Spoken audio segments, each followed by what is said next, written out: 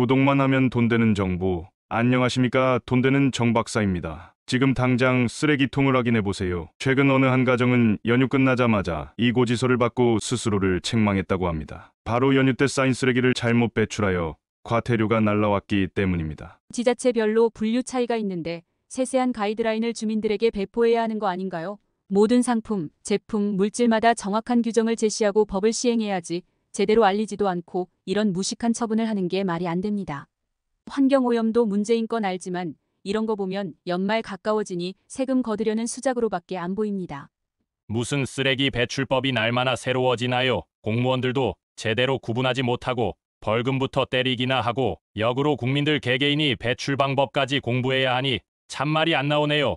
또 힘들게 분리수거해봤자 활용도 못하는 게 태반이라는 뉴스를 보면 황당하고 진짜 짜증납니다. 이렇게 구독자님들이 의견을 주셨습니다. 빌라에 살고 있는 60대 여성은 추석 때 기름진 음식을 너무 많이 먹어 야식으로 라면을 끓여 먹고 부피를 줄이기 위해 라면 봉지를 딱지처럼 접어 일반 쓰레기에 넣어버렸는데 청소행정과에서 쓰레기 혼합 배출 위반 과태료 고지서가 날라왔습니다. 평소 헷갈리는 것들은 혹시나 고지서가 날라오지 않을까 하고 모르면 인터넷에 하나씩 검색해서 배출했었다고 하는데요. 구청에 일반 쓰레기로 버린 라면 봉지는 오염된 것 같아 일반 쓰레기로 버렸는데 기준이 너무 애매하다고 이의 제기를 했지만 관할 공무원은 분리 배출을 해야 한다는 말만 반복했다고 합니다. 우리 구독자님도 미리 알고 있지 않으면 이 사례처럼 무의미한 지출을 하게 될 텐데요. 이번 10월부터 정부가 쓰레기 특별 단속을 실시한다고 합니다. 그렇기에 오늘 영상 나가시지 말고 이런 애매모호한 쓰레기 배출 규정에 대해 제대로 알아보도록 하겠습니다. 먼저 과자나 라면 포장지입니다. 포장지 잘 보이지도 않는데 괜찮지 않나 생각하셨던 분들 계실 겁니다. 하지만 과태료 단속 정말 많이 되었습니다. 이 포장지는 일반 쓰레기로 배출하면 안 되고 반드시 비닐류 재활용품으로 분류하셔야 합니다. 그런데 또 주의하셔야 하는 게 부피도 줄일 겸 딱지처럼 접어서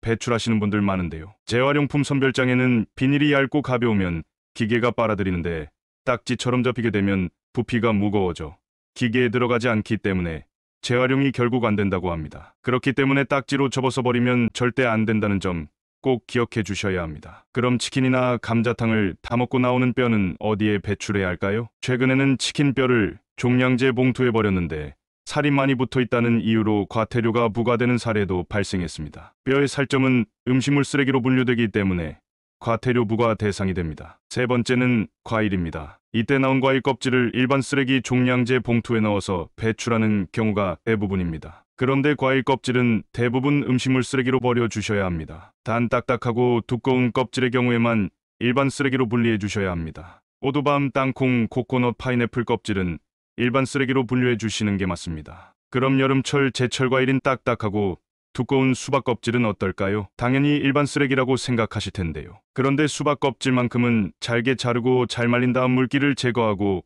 음식물 쓰레기로 버려주셔야 합니다. 일반 쓰레기 봉투에 수박 껍질 보이면 바로 과태료가 부과되니 조심해주세요. 마지막은 고춧가루와 고추장, 된장과 같이 염도가 높거나 매운맛이 나는 음식은 일반 쓰레기로 버리셔야 합니다. 또한 양파 껍질도 매운 향이 강하고 소화 능력을 떨어뜨리는 성분이 있기 때문에 일반 쓰레기로 버리셔야 합니다. 그리고 김치나 절인 배추처럼 양념이 많이 된 음식은 물에 헹궈야지만 음식물 쓰레기로 버릴 수 있다고 합니다. 그렇지 않으면 김치도 일반 쓰레기로 버리셔야 합니다. 하지만 그렇다고 김치 국물까지 일반 쓰레기를 버리면 큰일 납니다. 이쯤 되다 보니 일일이 어떻게 다 기억하느냐 하시는 분들 많으실 것 같은데 그 기준을 지금 알려드리겠습니다. 바로 동물들이 먹을 수 있느냐입니다. 현재까지는 동물이 먹을 수 있나 생각해보는 것이 현실적으로 가장 정확한 기준이라고 볼 수 있습니다. 동물이 먹을 수 있으면 음식물 쓰레기, 먹을 수 없다면 일반 쓰레기로 버리시면 됩니다. 그럼 소라, 전복, 조개와 같은 어패류의 껍데기나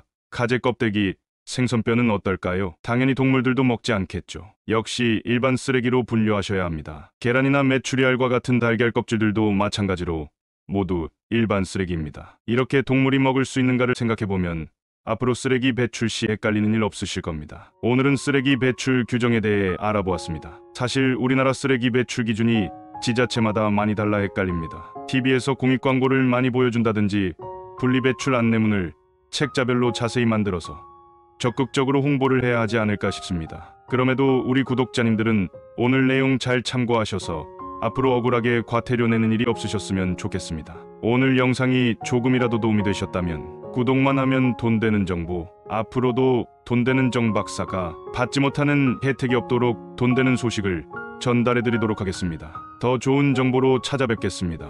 감사합니다.